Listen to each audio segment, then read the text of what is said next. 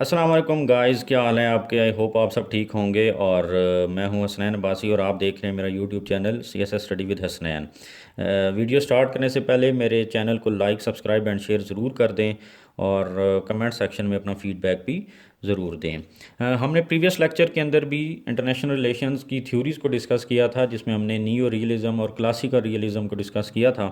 Classical realism neo realism को structural realism भी कहा जाता है, ये भी आपको पता होना चाहिए। आज हम बात करेंगे पॉलिटिक्स अमंग नेशन। ये क्लासिकल रियलिस्ट थे, हंस मर्जन था, उन्होंने लिखी थी। और आपको ये भी बताऊं कि पॉलिटिक्स अमंग नेशन पूछ लिया जाता है पेपर में कि ये लिखी किसने थी, तो दिस इज़ द आंसर, हंस मर्जन थो। अच्छा, हंस मार्जन थाऊ ने अपनी बुक के अंदर कुछ 6 प्रिंसिपल्स दिए, और वो क्या थे रियलिज़म के बारे में, तो हमने आज उनको पढ़ना है। और उसके साथ साथ हम ये देखेंगे कि उन्होंने कुछ एसेंशियल एलिमेंट्स ऑफ पावर या एसेंशियल एलिमेंट्स ऑफ रियलिज़म बताए हैं, वो भी हम देखेंगे क्या हैं। तो लेट्स स्टार्ट फ्रॉम प्रिंसिपल्स कि जो 6 प्रिंसिपल्स उन्होंने पॉलिटिक्स अमंग नेशंस के अंदर एक्सप्लेन किए वो क्या थे। उसमें नंबर 1 क्या है कि हंस मार्जन थू कहते हैं कि स्टेट जो होती है वो हमेशा अपनी पावर इंक्रीज़ करती रहती है। वो हमेशा से अपनी पावर इंक्रीज़ कर रही थी, कोई भी स्टेट जो है हमेशा अपनी पावर इंक्रीज़ कर रही थी, कर रही है और करती रहेगी। हमेशा ही अपनी पावर इंक्रीज़ करती रहेगी। और पहली बात उन्होंने ये की। अब वो पावर इंक्रीज़ क्यों करती है, क्यों करती थी है या क्यों करती रहेगी, तो उसकी वजह उन्होंने जो बताई, उन्होंने कहा कि हर स्टेट अपनी सेल्फ प्रिजर्वेशन के लिए वो पावर इंक्रीज़ करती है, करती रहेगी और करती थी। तो अब सेल्फ प्रिजर्वेशन, अपनी सेल्फ प्रोटेक्शन, ये इसके लिए वो अपनी पावर इंक्रीज़ करती है। और उसको अपनी सेल्फ प्रिजर्वेशन के लिए पावर इंक्रीज़ करने की क्या ज़रूरत है, ये भी उन्होंने एक्सप्लेन किया कि पावर ही क्यों ज़रूरत है, क्या दुनिया के अंदर इतने हालात ख़राब हैं।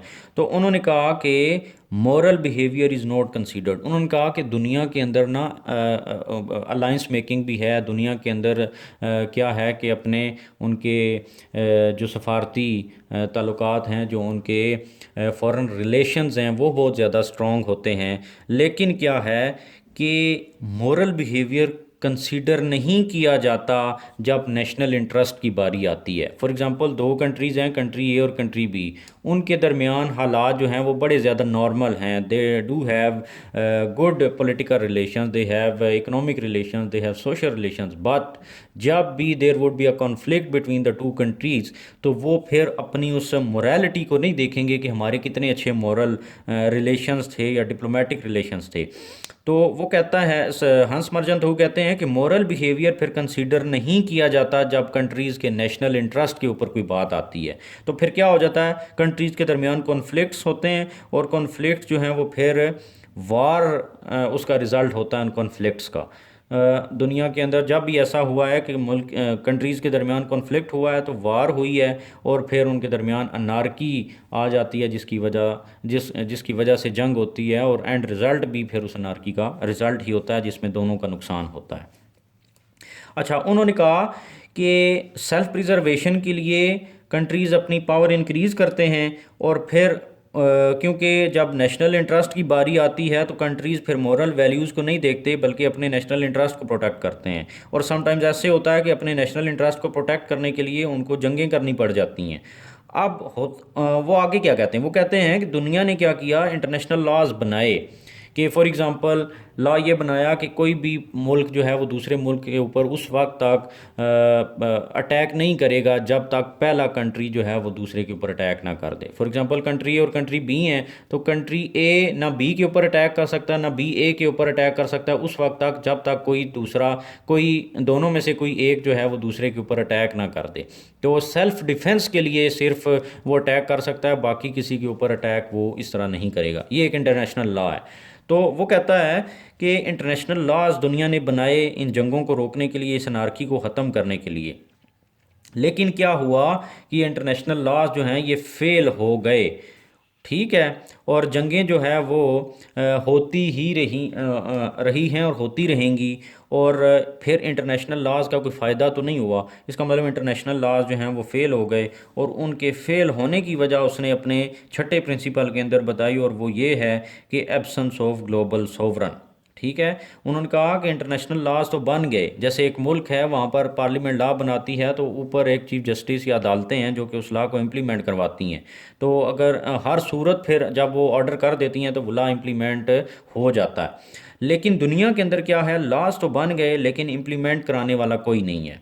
ठीक है। यही मुल्क जो यूनाइटेड नेशन सिक्योरिटी काउंसिल और जनरल असम्बलीज़ के अंदर बैठे हुए हैं, जब इनके ऊपर नेशनल इंटरेस्ट जब इनका सामने आ जाता है तो फिर ये किसी लॉ को नहीं मानते। रशिया, यूक्रेन और बाकी और भी मुल्कों के ऊपर भी अटैक कर देता है। और चाइना जो है जब उसके नेशनल इंटरेस्ट की बारी आएगी तो ना वो वियतनाम को बख्शेगा, ना मलेशिया को बख्शेगा, ना किसी और को बख्शेगा। तो नेशनल इंटरेस्ट के लिए वो एक दूसरे के ऊपर अटैक कर देते हैं। तो वो कहते हैं कि ये इंटरनेशनल लॉ फेल हुए क्योंकि ग्लोबल सॉवरन नहीं है, उस लॉ जो बना हुआ है उसको इम्प्लीमेंट कराने के लिए कोई भी नहीं बैठा हुआ उधर।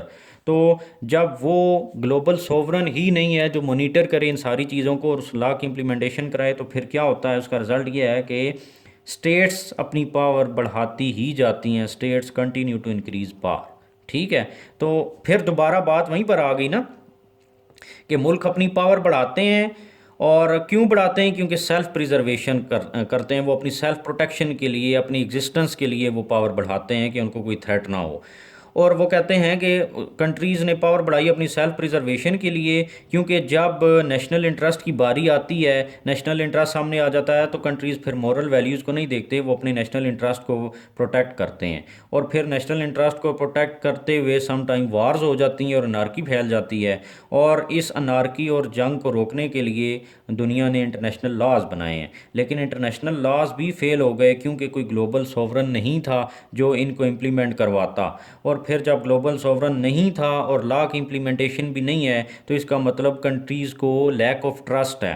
कंट्री जो हैं वो एक दूसरे से, और फिर साथ ही साथ क्या है, क्योंकि बैलेंस ऑफ पावर करते हैं मुल्क और दुनिया के अंदर, जो आपका बैलेंस ऑफ पावर के साथ साथ जो अनइक्वल डिस्ट्रीब्यूशन ऑफ पावर है, कोई मुल्क ज़्यादा पावरफुल है, कोई कम है, तो इस वजह से लैक ऑफ ट्रस्ट है। तो फिर कंट्री अपनी सेल्फ प्रिजर्वेशन के लिए क्या करते हैं, पावर को मैक्सिमाइज करते जाते हैं। कुछ अपनी सेल्फ हेल्प के ज़रिए खुद अपने रिसोर्स को यूज़ करते हैं, और कुछ जो हैं वो अलाइंस मेकिंग करते हैं और कंबाइंड फोर्स बनाते हैं। तो इस वजह से, क्योंकि इंटरनेशनल लॉ तो बन गए लेकिन उनको इम्प्लीमेंट कराने वाला कोई ग्लोबल सॉवरन नहीं है, तो country continue to increase their power, वो लगे हुए हैं अपनी पावर को बढ़ाने में। ठीक है। ये उन्होंने अपनी जो है बुक के अंदर 6 प्रिंसिपल्स रियलिज़म के बारे में बताए, और क्योंकि वो क्लासिकल रियलिस्ट थे और उन्होंने इसी के ऊपर ये 6 प्रिंसिपल्स दिए।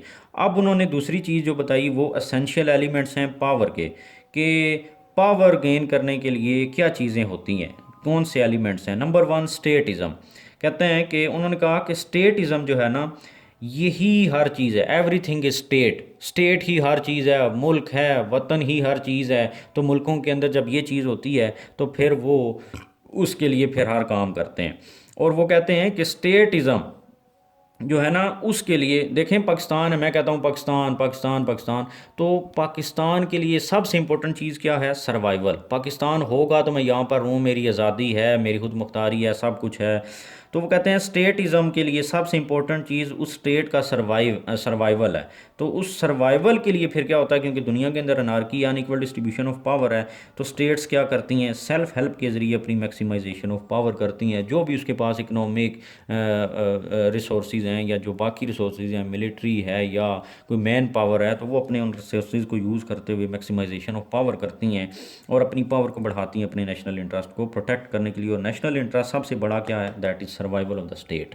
तो ये था हंस मर्जन थाऊ का पॉलिटिक्स अमंग नेशन के अंदर डिस्कशन। आई होप आपको समझ आ गई होगी, बड़े आसान तरीके से समझ आ रही है कि एक स्टेट है, उसका सेल्फ इंटरेस्ट और ये सारी चीज़ें। अगर आपको मेरे लेक्चर्स पसंद आ रहे हैं और समझ आ रहे हैं तो मेरे चैनल को लाइक, सब्सक्राइब एंड शेयर ज़रूर कर दें। और नेक्स्ट लेक्चर के अंदर हम मज़ीद थ्योरीज़ को डिस्कस करेंगे और मेरी कोशिश होगी कि मैं अच्छे तरीके से आपको समझा दूँ। Thank you very much and Allah हाफिज़।